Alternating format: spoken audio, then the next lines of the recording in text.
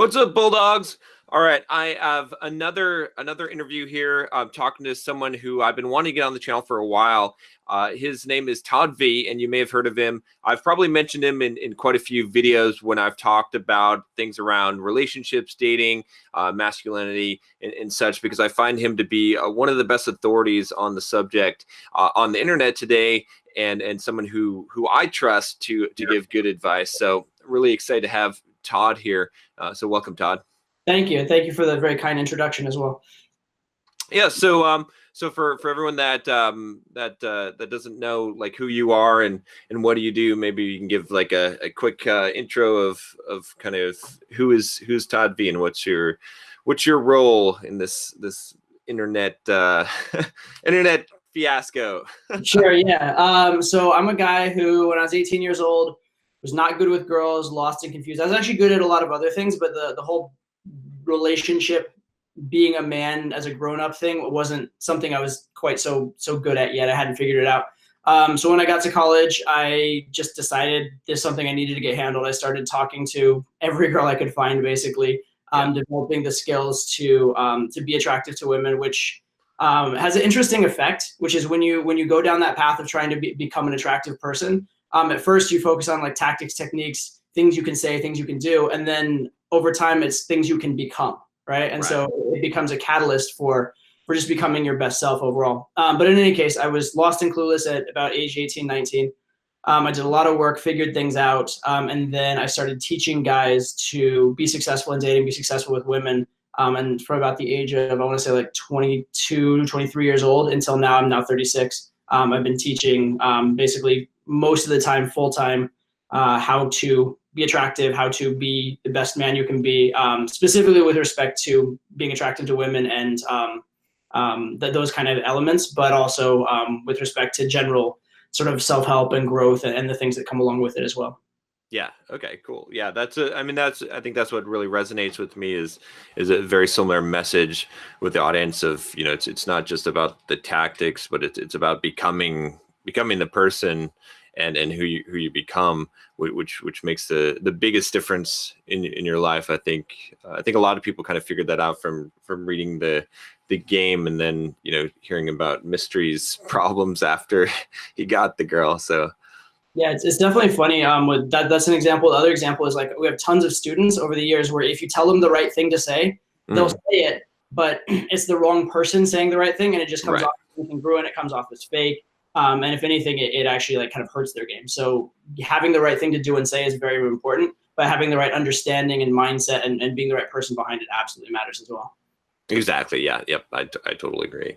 So with with your history, you said that you started out and you just started talking to as many girls as possible. Mm-hmm. How did you? I mean, was that difficult for you to do that? I know a lot of guys I talk to, that's one of the things that they struggle with the most is just they're like, yeah, okay, sure, that sounds like great advice. I'm sure that would work, except that I'm basically pissing my pants if to do it.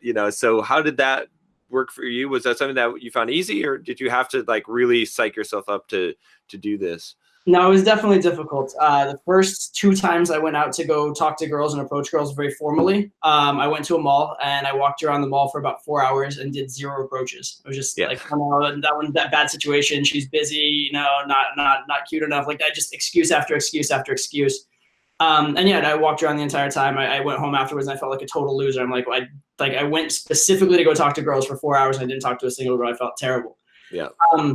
The third time I went, I did almost the same thing, except finally, I actually brought a friend with me and made them like push me at the very end. And I finally talked to one girl who was working at a store, and I didn't even have like a man to woman or like a sort of a pickup-y conversation at all. I just went and talked to her about, the clothes she was selling and then tried to be social. But thankfully she was really sweet to me, really nice to me. It was a really cute girl. And that was encouraging to me and helped. Yeah. So those were the first times I went and actually actively tried to do it.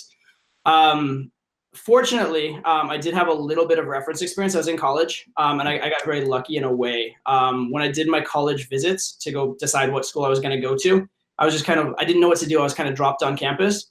And so I had to find out about the schools. So I could either take the guided tour, which I thought was not going to tell me much, or I could walk around the campus with my mom, which as an 18-year-old boy is not happening. Or I could just go walk around randomly and try and figure it out. So I was like, Mom, just leave me, I'll figure it out. And so I started walking up to people and just asking them what they thought of the school and that kind of stuff. And I realized with that I could talk to a girl just as easily as I could talk to a guy, because essentially I'm talking to a human being at that point. I'm not talking to a girl as a hot girl. And so when I had that sort of excuse or that premise around why I was talking, then I was able to actually have those conversations, and good things happened. I actually got invited to parties. Like, oh yeah, you're a new student. Yeah, come on, we have a party tonight. Come join us, or come back to my room, my dorm room. I'll introduce you to my friends. I'm like, I just got invited to a hot girl's dorm room. How did this happen? And so I had a positive reference. I knew that it was at least kind of possible. But then when I actually did get to college and started, it was harder because I didn't have that fake story. I didn't have that reason behind it, and I had to just kind of man up and just own the fact that I actually liked girls and I wanted to talk to them.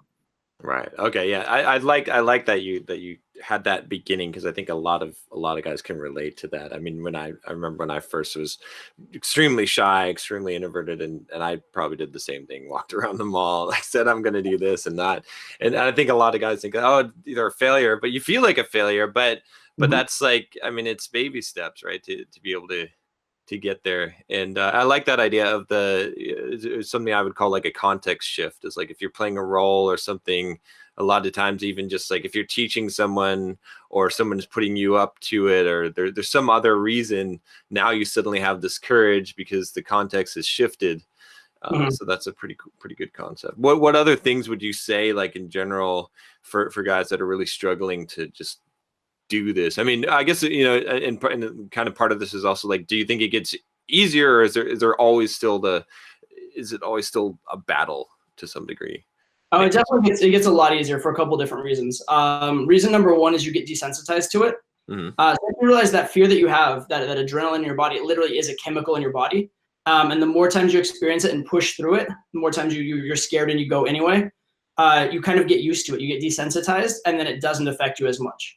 So literally, if I look at a hot girl and some like average guy looks at a hot girl, he gets more adrenaline and more fear reaction in his body than I do. And also I'm desensitized to it in the same way that like an alcoholic, when they drink, they get less sensitivity to alcohol. I have less sensitivity to like adrenaline and fear than a normal guy. So it doesn't literally affect me the same way.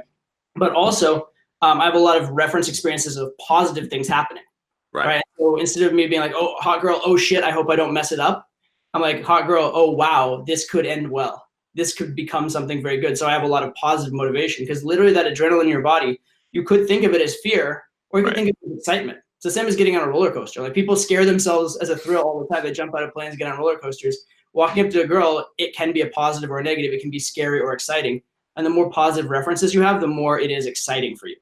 All right. Yeah. So I think that's very, very important. In terms of things to help you get over anxiety to approach, one thing that I will recommend very strongly, if you're doing it on your own, you're doing it without someone to push you, is to kind of lower the bar for yourself, lower your criteria for success at first, and allow yourself to build up to it. So you can do sort of progressive things. So maybe just walk up and say hi, and that's it, and you're free to leave. Or walk up and ask a girl for directions, and that's it. You're free to leave if you want to. Now, obviously, if she starts being friendly and talking to you, you're free to continue. You're free to keep talking to her, but you're not obligated. Right? And then maybe you could ask an opinion. Then you can maybe just give a compliment with no intention behind it. And if she continues the conversation, great. If you have to leave, leave. But at least you're giving yourself, you don't have the excuse to just not go. Right? And you're giving yourself a very doable goal, something that you know you can succeed at, something you know is not socially awkward or weird. But you are getting used to physically walking up to a girl and saying something. You are getting used to walking over and interrupting a conversation and realizing that's okay and nobody's going to shoot you for it. Right? So gradually building up to a full approach can be a very, very good thing to do. If you don't have someone to push you, if you do have someone to push you, that's also a good approach. But if you have someone to push you, the other way to go is just get thrown into the deep end of the pool and just know that they'll yell at you and scream at you if you don't do it, and it'll be embarrassing if you don't do it. So that can work too. A lot of times when I'm coaching guys, I make that decision at the start. Is this a guy who like throw in the deep end of the pool and just like he'll swim, or is this a guy where I need to do that progressive desensitization? And some guys are one way, some guys are another. It's kind of about getting inside the person's head that you're coaching, figuring out what approach will work with them. Final thing I will say, and this was a massive help for me, and it goes back to the fact that I had those college visits. I'd had some success, even though in a different context. As soon as I realized it was possible to do this, as soon as I realized it was possible to walk up to a girl and generate attraction, for me, there was no longer a choice in the matter.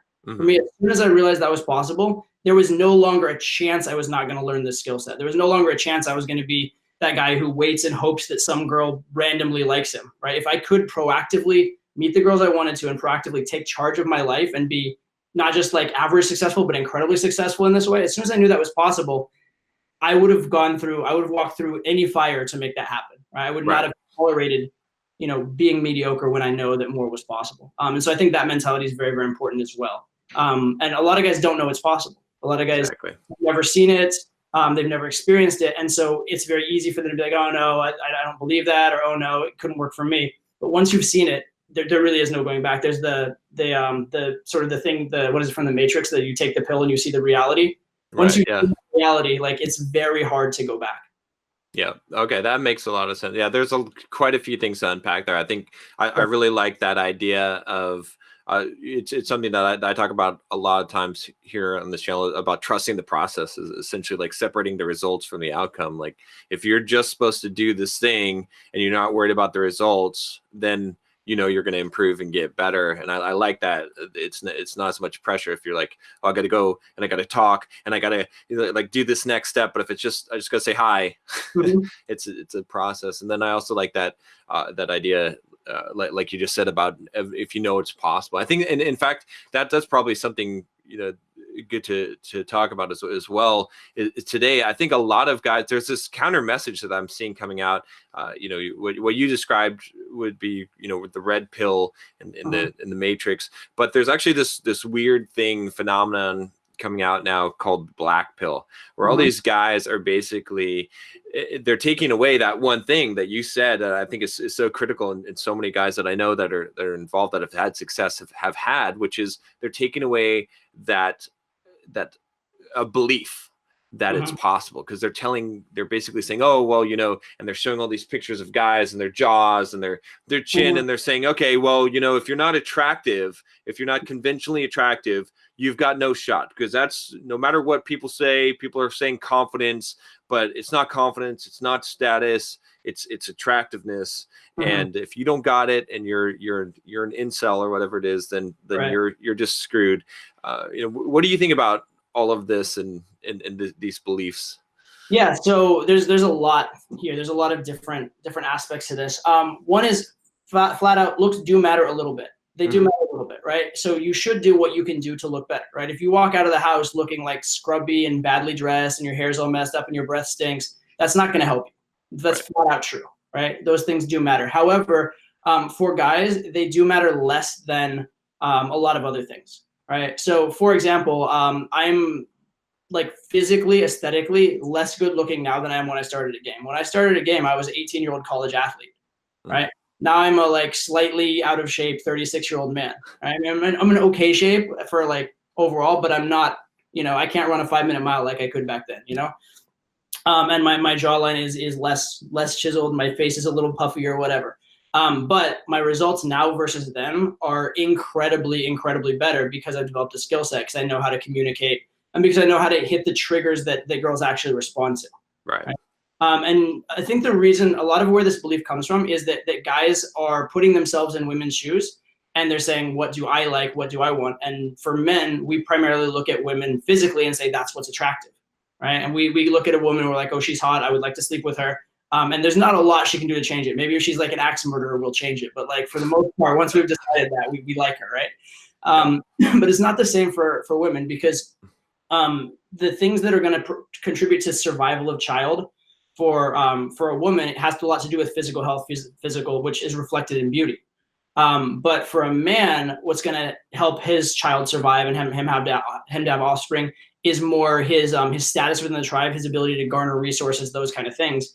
And then that's women can cue off certain cues for that. Like, one of the biggest ones is how the guy is received socially, right? So as a man, if you appear confident, if you appear to have good social feedback, that is the equivalent in a lot of ways to being a hot woman, right? And the nice thing as a man is that it's something you can change, and it's something you can work on, right? For women, it's a lot harder. I mean, you can do plastic surgery, and a lot of women do, right? And you can go to the gym and things like that. But we're actually lucky as men, because appearance is a lot harder to work on than behavior is, right? Right. We don't have to like massively change our appearance and do all these like crazy things in order to become more attractive that women do, right? There's a reason that men don't wear makeup, right?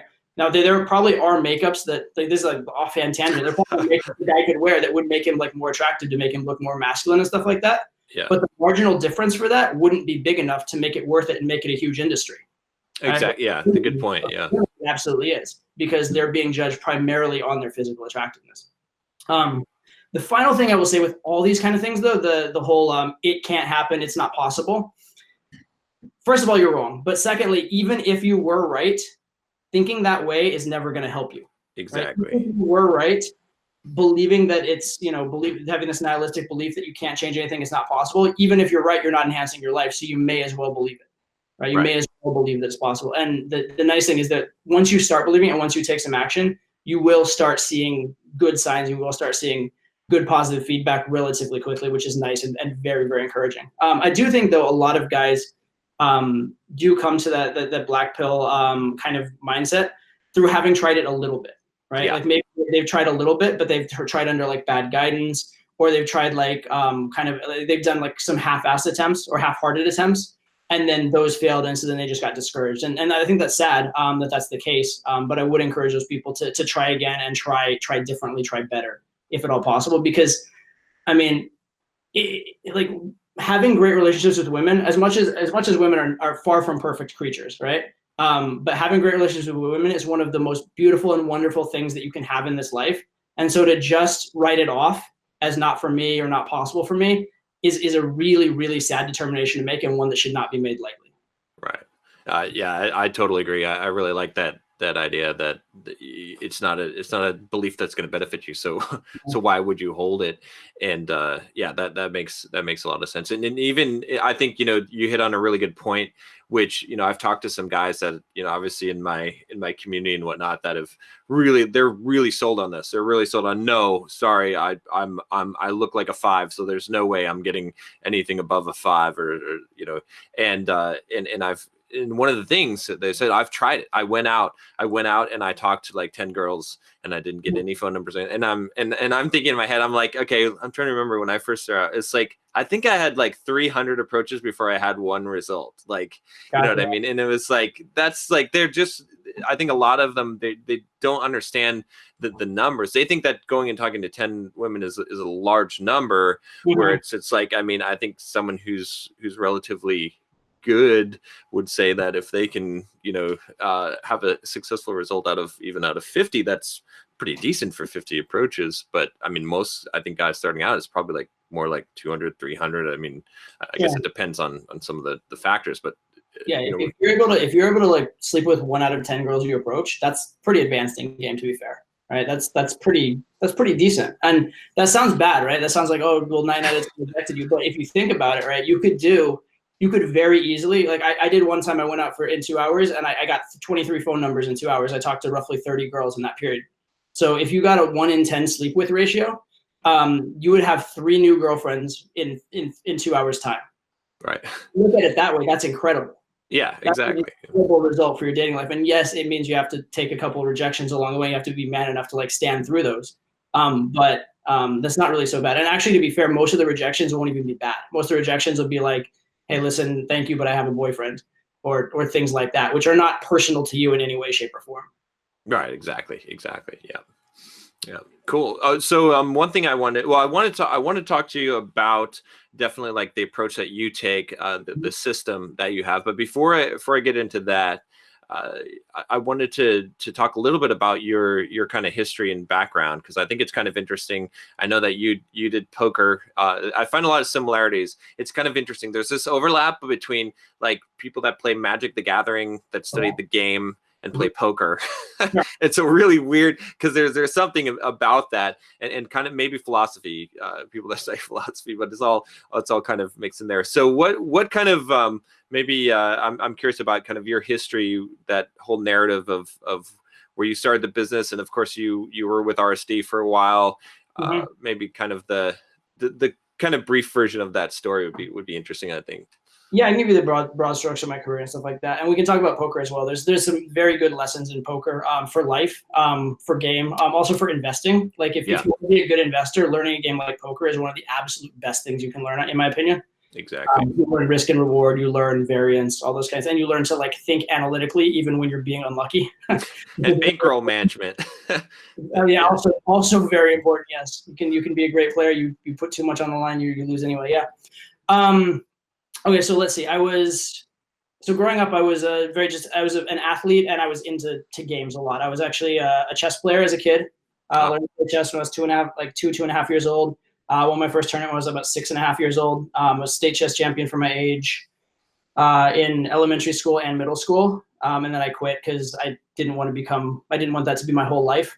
But I'd played games. I also played soccer up to a semi-professional level as well. So I've always liked games. I've always been I was very fortunate to have a dad who is one of the most amazing coaches you could ever have. And he taught me to teach myself things, and he taught me how to win. Those are like the two major lessons of my youth.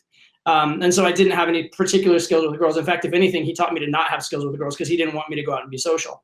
But he did teach me the fundamental skills of how to win and how to learn, which are the skills that have gotten me where I've gotten with women. And also got me kind of where I got with with poker, which coaches comes up in a second. So with poker, basically, I was, you may have read the book, The Game. For those of you who have, I appear in it. I think I have 3 appearances in the book, The Game, as a minor character. But basically, I was the guy in the tent in the backyard behind Project Hollywood in the book, The Game. I quit school, 1 credit away from graduating, took an internship to go learn game and learn business. And I was living in a tent behind that house. And at the time, I had enough money to last me about 1 month, and that was it. So I had to make money. And it just so happened that one of the people that one of the CEOs of one of those companies was partying with was a basically world-class poker player.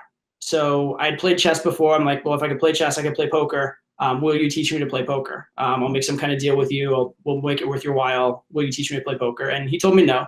But he gave me some books. He's like, no, I'm not going to teach you, but here's some books. Teach yourself.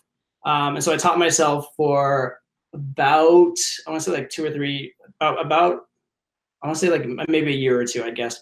And I basically turned $300 into about $9,000. And I went back to him and said, okay, look, now I can play. I'm clearly a winning player. Will you teach me now? And he said, okay, now I'll teach you.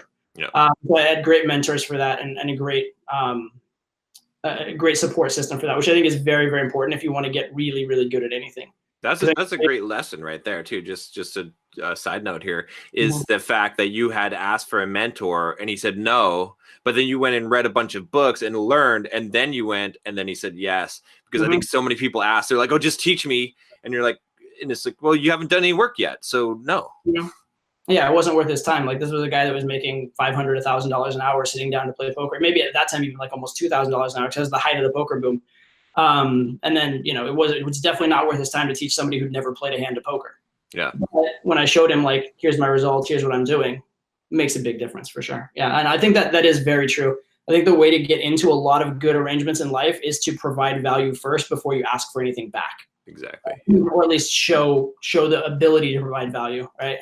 Most people won't give you things on charity, but a lot of people will give you things on exchange of value and potential. So I think that's a better approach to take a lot of times with people, for sure. Okay, so anyway, played poker for a bit, and then I actually got 2 ways of supporting myself. One was through poker, and one was through becoming a dating coach, and they kind of both happened concurrently. But I've been a dating coach most of the time since, although I took about 3-4 years off to play poker in the middle. Okay.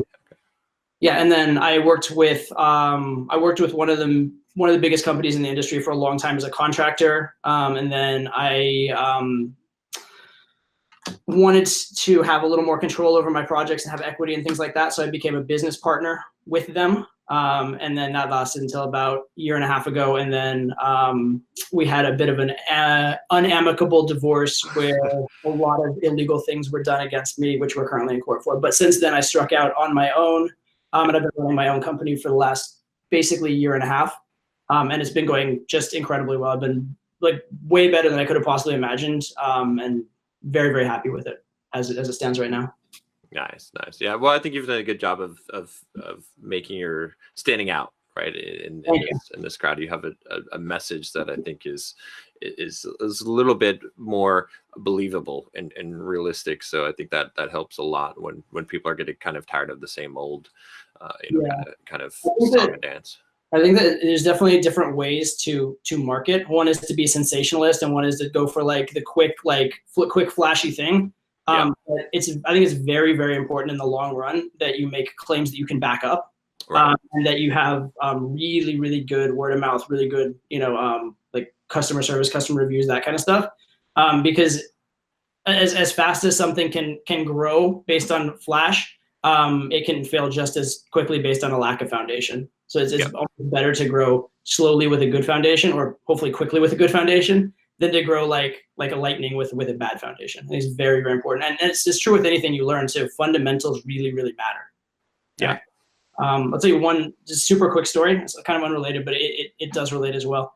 So I'm also a pool player, pretty decent. If I play someone who's not like a serious player in a league, I'll probably beat them. And I've been playing for years and years. But one thing I always wanted to do was actually get really good at pool. So when I went to the Philippines, I took lessons with a top Filipino. He basically spent 3 days teaching me to like shoot completely straight with the cue completely level and with a perfect stroke. So he didn't teach me anything advanced for like the first 3 days. It was like the most boring, monotonous, actually painful getting into the position over and over and over again, physically painful for my shoulder. Yeah. Doing it over and over and over. But that's all he would teach me for the first 3 days. And what I wanted to learn was how to make the cue ball spin different ways and do all these crazy things, because I already could kind of do those things. But then on day 4, he showed me, okay, now that you have a straight stroke, now here's how you make the cue ball spin. And that lesson took all of like half an hour. But that lesson would have been completely impossible without the 3 days of getting the fundamentals down. Because before that, I had like bad form. And if I had tried to do the technique to get like the proper spin in English and aim it, I would not have been able to do it. I would have been like, knocking the ball all over the place, totally out of control, totally unpredictable. Right. So many people, they want to learn like the advanced stuff. They want to learn this is how you do what Michael Jordan does in basketball. You need to learn the fundamentals first. Yeah, no, that makes a lot of sense. That's very true. I think that's with anything pretty much in life, is it's like even someone like Tiger Woods had to relearn his golf swing, right? I mean, that's at that point, it's pretty damn costly to do that. But exactly. And he was already like the #1 player in the world at that time. Yeah. Yeah, I had an experience definitely when I was playing poker, where I was like somewhat good and I was making money online. And then I started to become a little bit reckless. Like I didn't have the fundamentals down, and I actually I was putting like, a couple $100 on here and there. And then finally I was like, okay, you know what? I had like 10 cents on my account. I was like, okay, you're not putting any more money on there. So I was playing like 1 cent, 2 cent poker with 10 cent, just playing perfectly is getting the fundamentals down as much as possible until I eventually got the count up to like $10,000, just working it up, because I forced myself to like focus on that, not on making money, but on focus on playing it perfectly, because I had to. But yeah, there's a lot of lessons, definitely, I would say, that I learned in life in poker, that especially EV is like such a good concept. Yep. But and what would you say like was kind of the big things? I know you talked about investing too, and that's the same thing. I found very, very big overlap between doing like options trading and poker, because very similar concepts. Stoicism, like I was finding that the top poker players were not the people who everyone knew the strategy at the level. It was the people who could be mentally tough and emotionally resilient enough to actually execute. Yeah, absolutely. So in poker, there's a thing called tilt, which means good player playing absolutely horribly and lighting his money on fire, basically. Yeah. And it's like an emotional reaction to losing oftentimes, sometimes an emotional reaction to winning. But yeah, the key thing in poker, and I think key thing for a lot of people in life, is to just do the right things over and over and over again, and trust the process and trust the results going to come. Yeah. Right? So if you're sitting at the poker table constantly counting your money and thinking, am I ahead or not? Am I winning or not? That's a very bad mindset to have, because then you start thinking like, oh, I just have to win 500, instead of thinking I just have to make the next right decision. One of the best kind of good learning moments I had in poker. I was playing as a 61-20 Hold'em game, so decent game. I was already a pretty good player, big winning player. But there was a guy who was he'd been like a seasoned professional, played much higher limits than me, and he was like sitting in my game. So he was playing, I was playing.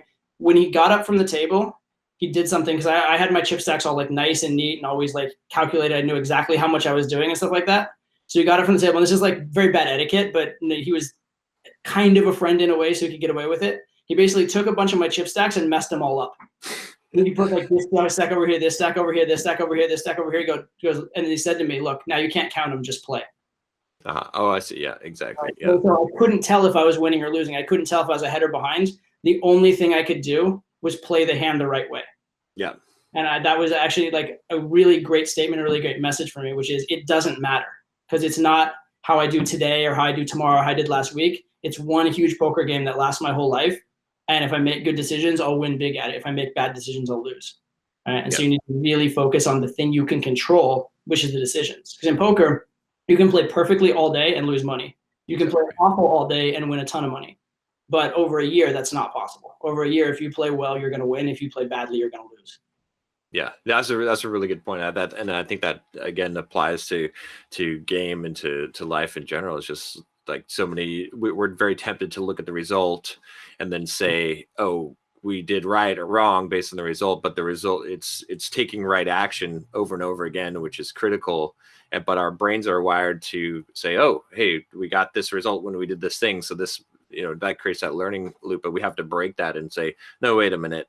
I have to learn how to take right action and forget about the results. The results come, but they're not. There's that probability element that exists in life." I think there was actually I wanted to write a book on this, but Annie Duke actually wrote one called "Thinking in Bets." I don't know if you've read that, but I saw it recommended on my Amazon. I haven't read it, but I have seen it. Yeah.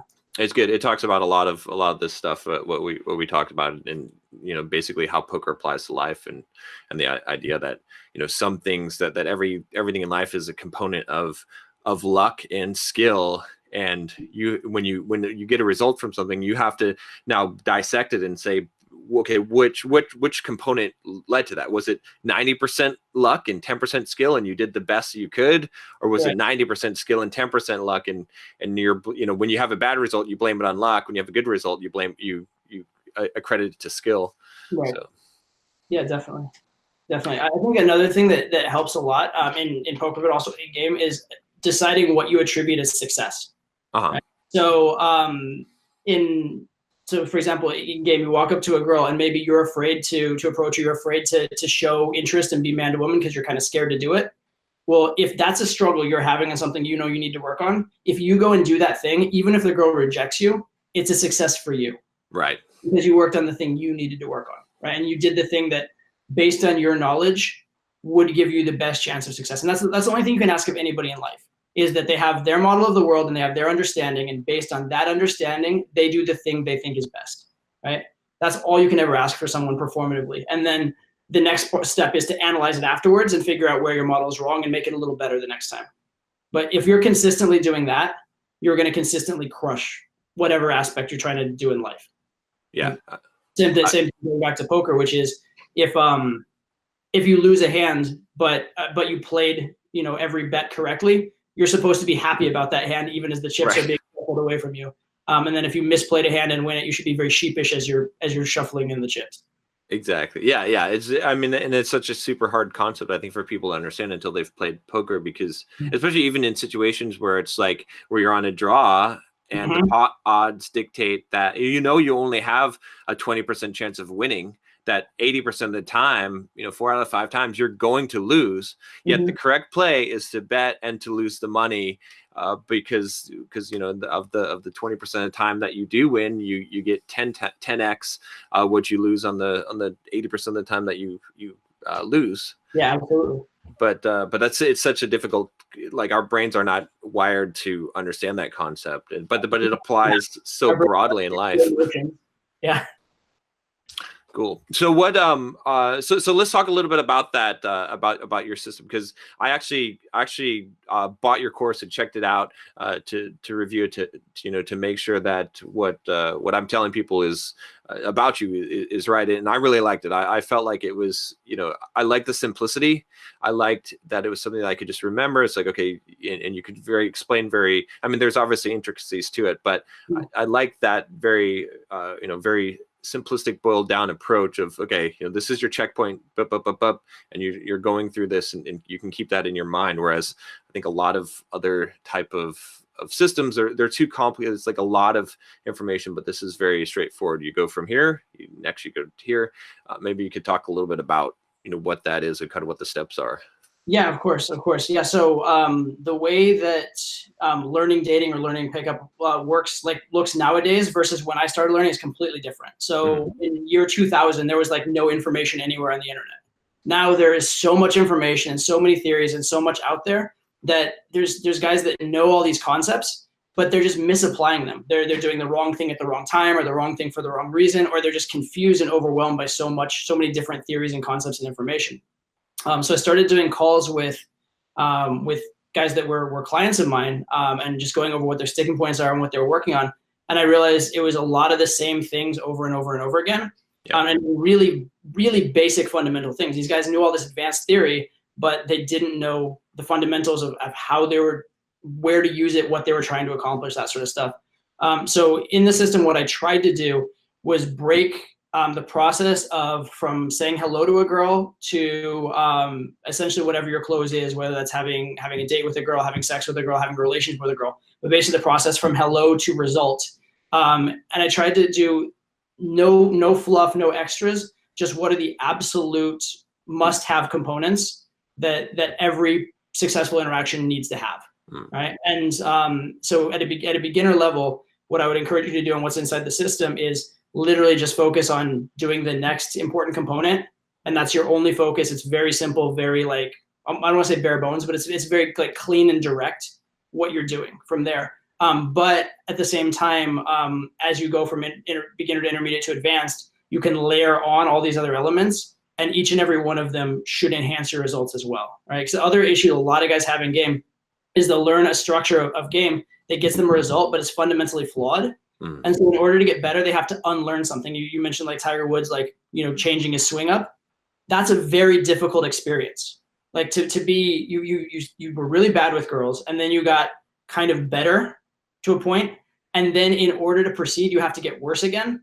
Yeah. Just on an ego level, on a results level, on a lifestyle level, it's very, very bad and very traumatic for a guy to have to like get worse with girls. Right. But if that's the learning process, that's what we have to do. And so a lot of guys, they stagnate when they reach that point. At the point where they have to unlearn something or reevaluate what's being successful to them, they basically plateau there and never improve again. And so you get all these guys that they've been doing game for like 5 years, 10 years, and they're at a very basic intermediate level, which is very sad. If you're in game 5, 10 years, you should be very advanced, very, very good with girls. But the problem is they're reaching this point where emotionally it hurts to learn because you have to get worse to get better. So I tried to design the system in such a way that, number one, it has all the basic elements, and you learn that right away as a beginner. But secondly, as you layer on the elements, there won't be a time when you have to unlearn things, right? So it's a cohesive foundation that you can then build on and build on and build on all the way to advanced game.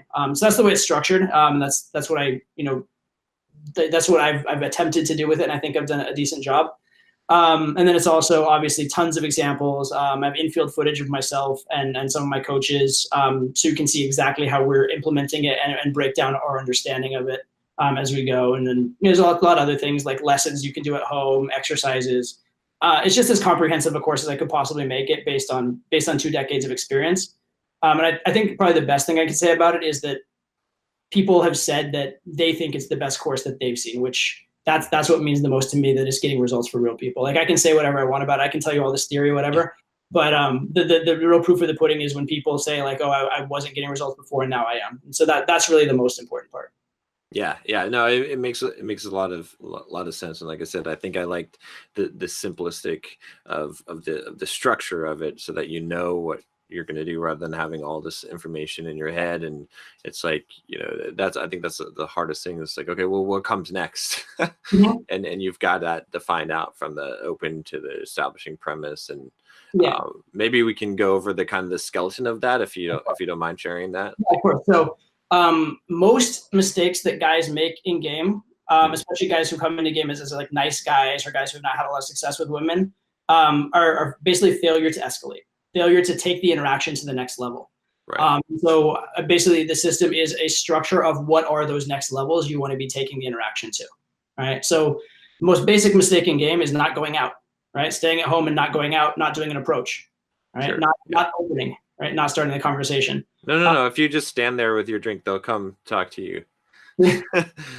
Once in a blue moon, yes, but this time not. And usually not the hot ones. It's like you look around, you see all these guys just hoping, praying, hoping that someday this will happen. But yeah, exactly. So yeah, number one mistake, not going out. Number two mistake is going out and just standing around, like you said, with your drink. You know, standing in the corner with your drink and hoping a girl will approach you, which doesn't happen. So that's where that first stage of opening comes in. You have to start the conversation. You have to know a way to get yourself into a conversation. Sure. Right? So that's the first stage, opening, and that's all you have to do. You're not trying to like win the girl over on the opener. You're trying to like seduce her on the opener or make her think you're God on the opener or anything like that. You're just starting a conversation. That's it. Right. The next stage is establishing premise, and this means basically establishing what the interaction is about, because every conversation has a premise. Right? If I like right now, premise is, you know, we're talking, we're doing like a, you know, discursive interview, right? Or the, you know, if you go into a office and everybody's in suits and they shake your hand, that's a business meeting. That's the premise there. You go into that same place and everybody's wearing Hawaiian shirts and there's like hors d'oeuvres. Now all of a sudden it's a party, right? So every interaction has a premise, has an idea of what that interaction is, and that dictates the content of the interaction. So if the girl knows that this is an interaction where there's a man and a woman involved and it's what's on the table is a potential relationship, she's going to react and act in a different way than if she thinks you're just a friend, or if she thinks it's a business meeting or something like that. Right. And these guys are very scared and also very uneducated in the techniques to take a friendly platonic interaction and make it a man-to-woman interaction, or take someone they meet through school and turn it into a relationship. Right. And there's a right and a wrong way to do it. At a beginner level, any way is the right way. At a beginner level, right. I think you're cute, and I am just giving you this compliment and I would like to take you on a date, is way better than nothing. At an intermediate and advanced level, there's a lot of subtle ways to do it where you kind of keep the girl guessing. There's a lot more flirtation. There's a lot of nuance to it. But at beginner level, it's basically like, listen, she needs to know what interaction you're having. You need to get to the point so that you're not in the friend zone or having like, you know, 6-month conversation that goes nowhere, etc. Right. That's kind of that whole friend zone. Like when guys don't do that, and then like you said, 6 months later, all of a sudden they're like, you've popped a surprise on the girl. She's never seen you in that way, and then you're pretty much screwed. So.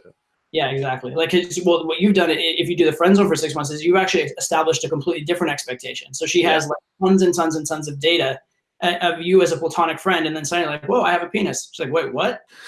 It's like a violation of trust then. It's in a way, yeah, because the relationship was based on one premise and you've changed it. Yep.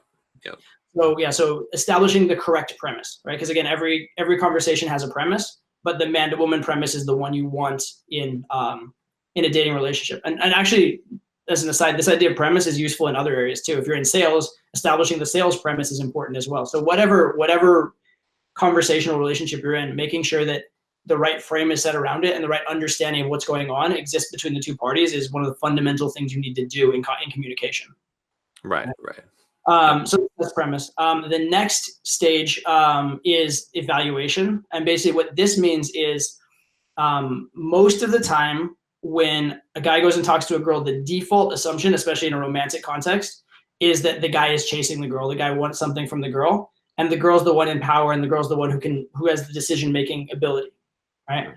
When really high value guys talk to girls, it's flipped around. Like think of like a Cristiano Ronaldo or like Leonardo DiCaprio, those type of guys. When they talk to girls, the girls are actually chasing them. Right. And now in those cases, partly because they're celebrities and famous and those kind of things. But the point, and the same exists though with like the cool guy in the social circle, and like the girl will actually chase them as well. So you want to set the frame and set the idea that you're a selective guy. Mhm. In the world, there are basically two types of guys. Probably 99% of guys are the guys who are scarce with women, hoping they'll get attention, hoping they'll get a date, etc. And then there's that 1%, or maybe you could extend it to 5%, depending on the level, of guys who are really high value guys, and the girls are chasing them, right? And funny enough, if you start acting like one of the guys that girls are chasing, girls will respond to that and start chasing you. Yeah. All right. So here's a little fun trick. Actually, this is an online dating trick, but it suits the purpose. If you were to make an online dating profile, you could actually make a pretty good online dating profile without saying a single thing about yourself. If you just said, here's what I'm looking for, Right. and the standards you have for a girl. Funny enough, you haven't done anything to sell yourself. You haven't done anything to make yourself look that great. But the very fact that you're confident enough to say, this is what I'm looking for and this is what I won't tolerate, already girls are going to assume you're one of those 5% of guys that's had enough success to be confident enough to do that. Right? So the very act of screening a girl, the very act of saying, excuse me, I have standards, and you need to live up to certain standards, automatically makes her assume that you're one of those really high value guys. It's also really important for connecting with the girl, getting to know the right girls for you and the girls that you're actually going to get along with the best. So it has like a dual purpose, right? So one, the fact that you are screening and having standards makes you more attractive. Two, the fact that you have those standards helps you meet the right girl. And actually three is, once you've actually found a reason why you like the girl, now it makes sense for you to take her on a date. It makes sense for you to have sex with her. It makes sense for you to have a relationship with her for reasons other than just that she was physically attractive. So it is a lot more of a genuine connection, a lot more of a genuine experience for her. And it feels a lot more like a win for her, as opposed to, like, think about the story in a girl's head, right? If the story in the girl's head is, he was attracted to me, he walked up to me, and then I slept with him, maybe she had fun with the sex, but it's not a win for her because she just gave in to what you wanted. Right. But the story in her head was, he walked up to me, he wasn't so sure about me at first, and then actually I impressed him. We had a lot of things in common, and we had a great connection, and then we slept together. That's a win for her, right? And setting it up that it's a win for her is going to make her, one, much more likely to date you, have a relationship with you, have sex with you. But it's also going to make the story in her head of it much more positive, and much more palatable, and make that connection actually deeper.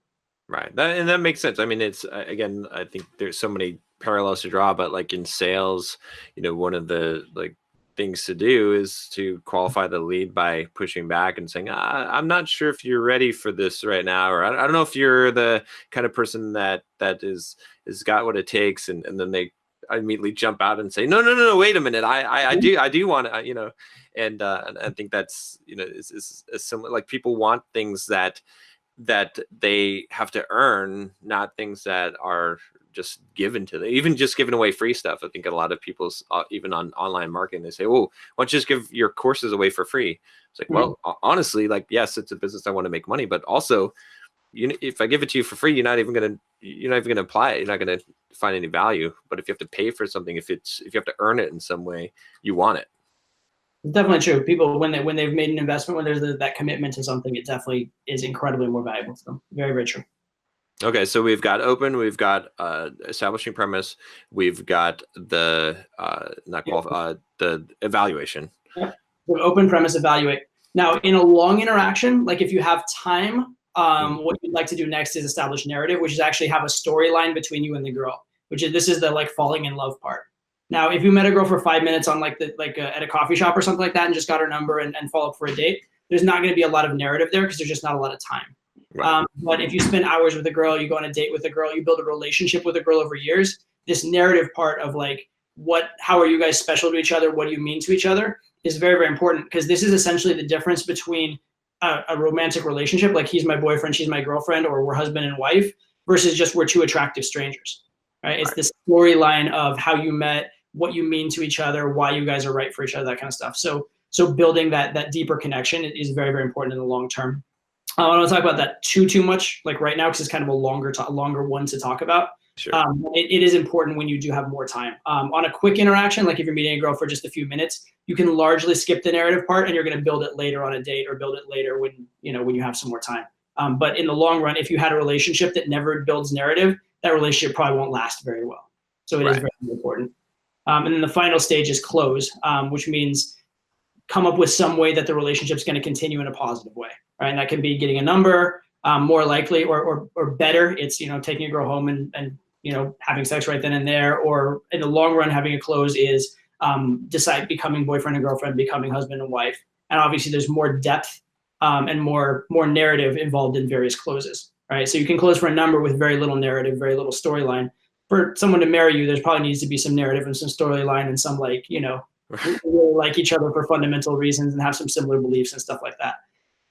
But it is important, this closing part, because most sales situations and doing a cold approach is kind of a sales situation, right? You have a product, they're a product, you're matching the buyer and the seller, so to speak.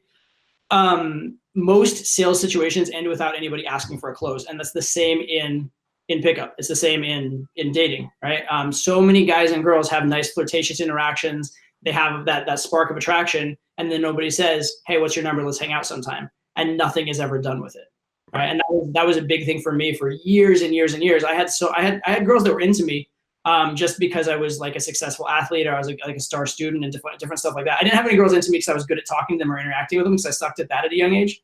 But I had girls that were into me, and they would actually come on to me, but I was too scared to actually close. And so I missed opportunity after opportunity after opportunity as a kid and as a young adult because I just didn't ask.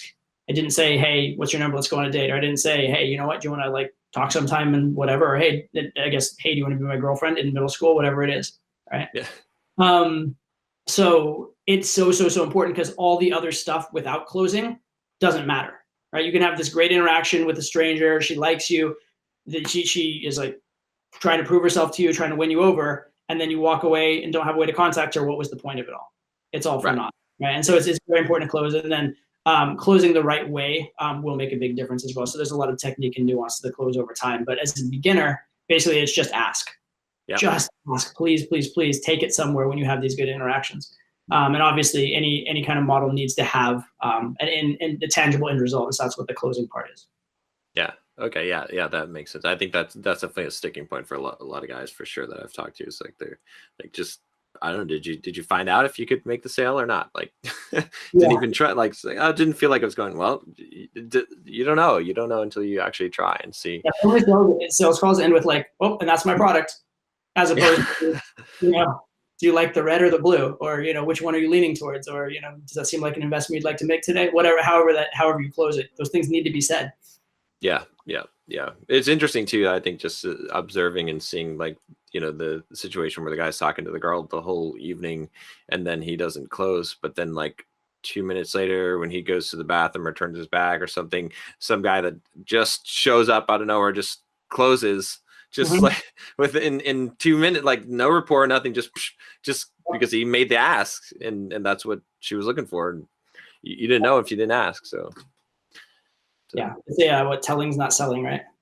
Yeah, cool. So so guys, also I just wanted to make it clear, we'll definitely check out Todd's course, like I said, the system, and to make it clear here, this isn't any kind of affiliate deal or paid promotion. Obviously I do affiliate deals and stuff for different things, but I always tell you guys, but in this case I just like what Todd, the message that he has, and I like his product, and so I just wanted to have him on. So there'll be a link in the cards to go check that out. Check out his YouTube channel as well, but go check out the system. Like I said, I think it's really good. There'll also be a link in the description as well. So thank you. I massively appreciate the recommendation and the kind words. Thank you. Yeah, no problem. When you're doing something good, I think that people should know about it. So we'll probably wrap this up in a second here, but I do want to ask you about books, because I'm a big reader. Sounds like you're a pretty big reader. I always like to get, kind of, I know it probably changes from day to day if you're anything like me, but what are maybe like the top 3 books that you'd recommend that come to your mind today? Sure. Well, it really depends topic wise. I can give you some good books for like general, like dating books. I can give you tons for that. And then like general life books, a few as well. Yeah, let's break it into the 2. Let's do the dating ones and then some general ones. So I give you so nonfiction dating books, great books to read. One that you absolute must read, although it will make you trust women less, but it is important for understanding reality. I know what this one's going to be. It's called Sperm Wars. And so it basically talks about the biology of sex and why why different behaviors in the bedroom exist and why they are the way they are, like why women orgasm, why they'll orgasm with one guy versus another, like all kinds of stuff. Like what survival and replication purpose masturbation starts, like all kinds of stuff like that. It's crazy.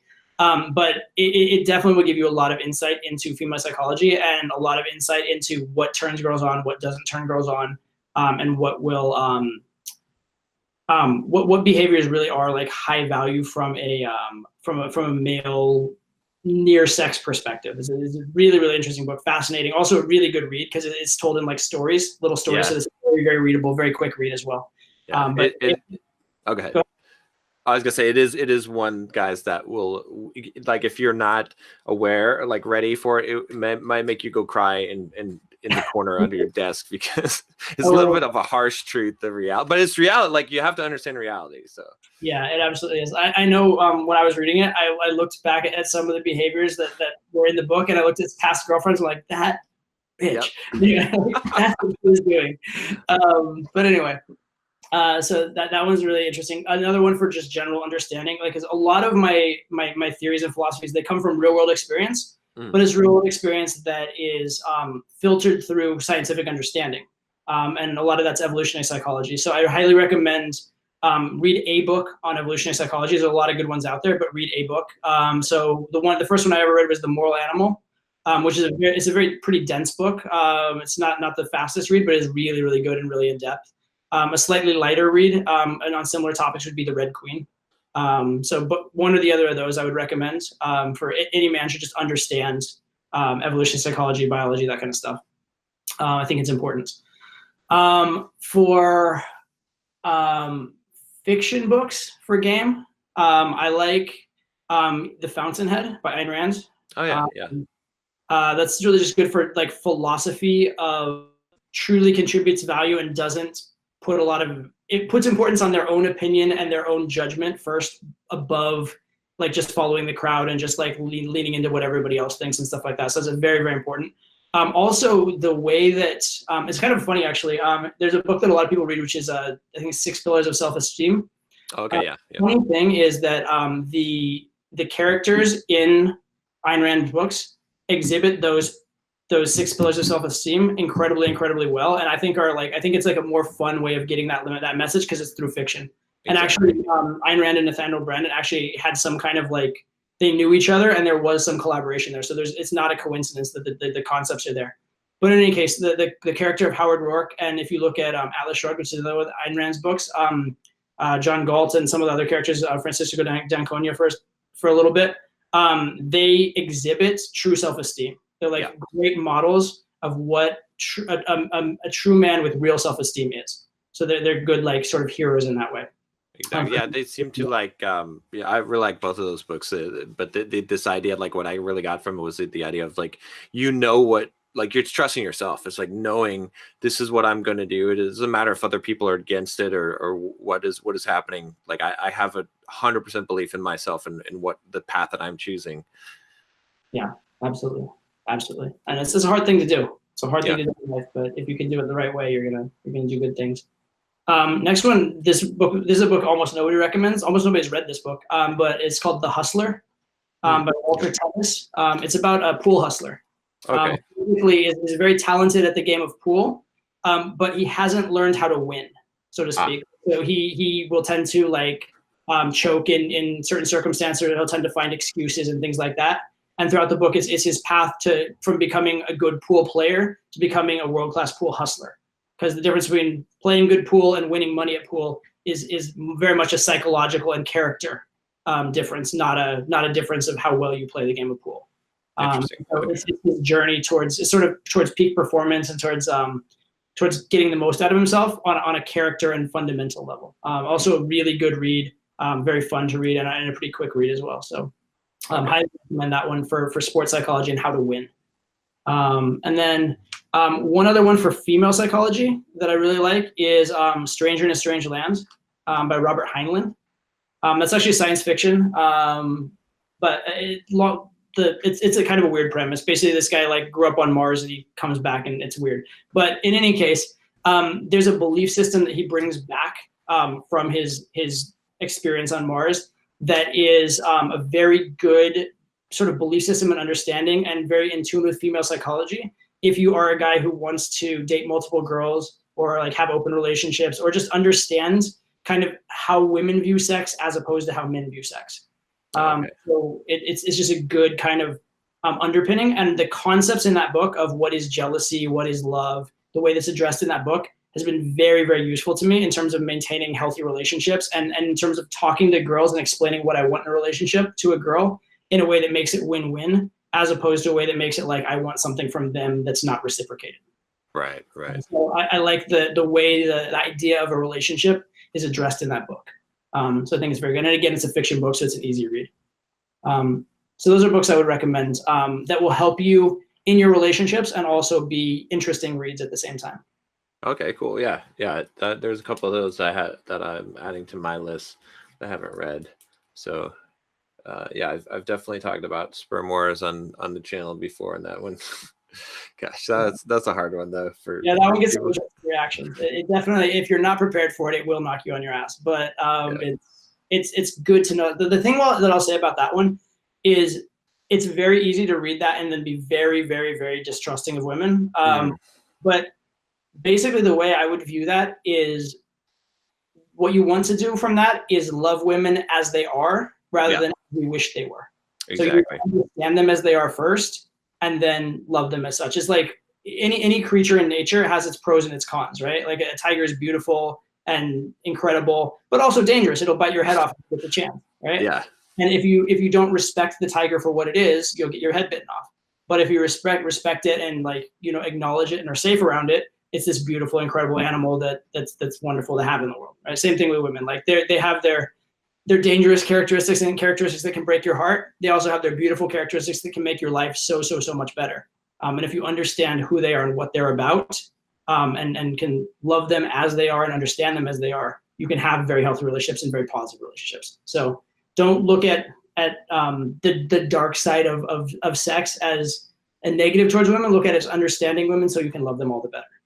Yeah, no, I think that's a great perspective. I think that, in fact, that's really one of the things that we need more of a message today. Because I think a lot of guys, I don't know if you're familiar with the whole like the men going their own way, the MGTOW movement, and I was on board with it at first, except that it's become very, I feel, dark and very skeptical and jaded. And it's like the reason why we're learning these truths is not so we can have the victim mindset and be like, oh, they're so bad and society is so bad and so evil in this feminist society and all these things are bad, but so that we can understand the reality, so that we understand, what are the rules of the game, and we can master the game and play it better from maybe this comes from the poker perspective of like of being it's like, this is what the situation is. I can either be upset about it or I can just say objectively this is it, and I don't have to have an emotional involvement of what the circumstances is. It's just a question of, this is a layout, this is the situation, how am I going to play this? Absolutely. And I think that's the healthiest way to deal with most things in life, is exactly that. Like, first accept reality and then deal from there. If you're in opposition to reality, you're just causing yourself stress for no reason. Yeah, exactly. Yeah, I like there was a really powerful concept in The Power of Now that I really got, was basically like you could deal with a problem or deal with things in three ways. One is to change the situation, two is to leave the situation, and three is to accept it. And it's like, if it's not one of those three, it's whining, basically. Yeah. that's what most people choose as option 4, which has there's no benefit to it. So Exactly. All right, Todd. Well, I appreciate you taking the time and the work that you've put out. And like I said, guys, check out Todd's YouTube channel. Check out the system. I think you'll find, if you like the kind of philosophy and the kind of like mental approach that I take to a lot of things in life and the Bulldog mindset, you're definitely going to resonate with Todd's message, because it's very much the same way, looking at the philosophy of things, as you've probably heard as I've been talking to him. But leave me a comment below. Let us know what you thought. Maybe if you've got some questions, put them down in the comments. And thanks a lot, Todd. Anything else you got? Another thing, by the way, that they could check out, which is actually completely free, and along with the idea of like winning mindset and like the stuff that you teach, I have a course actually called Winner Game. podwinnergame.com, and it's completely free. It costs you $0. Definitely check that out. It has a lot of stuff about dating, but it also has a lot of stuff about philosophy of winning and philosophy of life. So that's completely free, and I'd encourage anyone to check that out as well. Cool. Okay. Awesome. We'll put a card, a link down there as well. And yeah. Cool. All right, man. Well, thanks again for joining. And we'll have to get together sometime in the real space. Yeah, definitely. Let's do it. All right. Take care. Cool. Take care.